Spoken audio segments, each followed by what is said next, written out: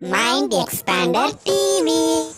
Hi hello viewers, welcome to mind expander TV. Again ஒரு new சீரியலாக அப்படின்னு கேட்டிங்கன்னா அதாங்க உண்மை. பட் இந்த சீரியலை பற்றி நாங்கள் அப்டேட் கொடுக்கல அப்படின்னு சொல்லி உங்களால் சொல்லவே முடியாது. பிகாஸ் இந்த சீரியலை பற்றி ஆல்ரெடி நம்ம சேனல் தொடர்ந்து பார்க்குறவங்களுக்கு தெரிஞ்சுக்கும் நான் நிறைய அப்டேட் கொடுத்துட்டு தான் இருந்தேன். இந்த சீரியல் வந்து ரீமேக் ஆக போகுது அப்படிங்கிறதுலேருந்து ஹீரோ யார், ஹீரோயின் யார், இந்த மாதிரி அப்டேட்ஸ்லாம் கிடச்சிச்சு.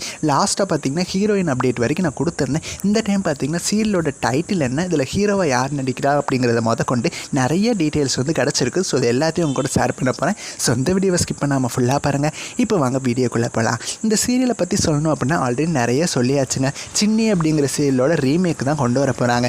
சின்னி அப்படின்னா சிறிய அப்படிங்கிற மாதிரி பொருள், மகள் அப்படிங்கிற மாதிரி சேர்த்து சிறிய மகளே அப்படிங்கிற மாதிரி டைட்டில் வச்சுருந்தேன். ஸோ இப்போ பார்த்திங்கன்னா அஃபீஷியலாக தெரிஞ்சிருச்சு. சுற்றும் வெளி சுடரே அப்படிங்கிற மாதிரி இந்த சீரியலுக்கு டைட்டில் வச்சுருக்காங்க.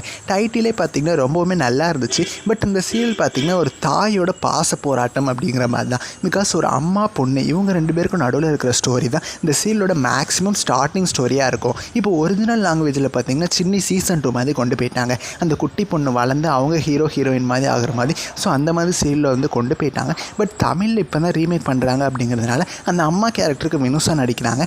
அந்த அப்பா கேரக்டருக்கு, அதாவது ஹீரோ கேரக்டருக்கு யார் நடிக்கிறா அப்படின்னா ஆக்டர் யுவன் தான் நடிக்கிறாரு. இவரை பற்றி சொல்லணும் அப்படின்னா இவர் வந்து ஆல்ரெடி விஜய் டிவியில் தங்கமகள் சீரியலில் வந்து ஹீரோவாக நடிச்சிருந்தார். ஸோ அந்த சீரியல் மூலமாக உங்களுக்கு வந்து இவர் ஃபஸ்ட்டு சீரியலாக அதில் வந்திருந்தாலுமே அந்த சீரியல் வந்து சூப்பர் ஹிட் சீரியலாக இருந்துச்சு. 330க்கு நல்ல ரேட்டிங் வாங்கி கொடுத்து ரொம்பவுமே சூப்பராக சீரியலோட ஸ்டோரி ட்ராக்கை கொஞ்சம் கூட டேஞ்ச் ஆகாமல் முடித்தாங்க.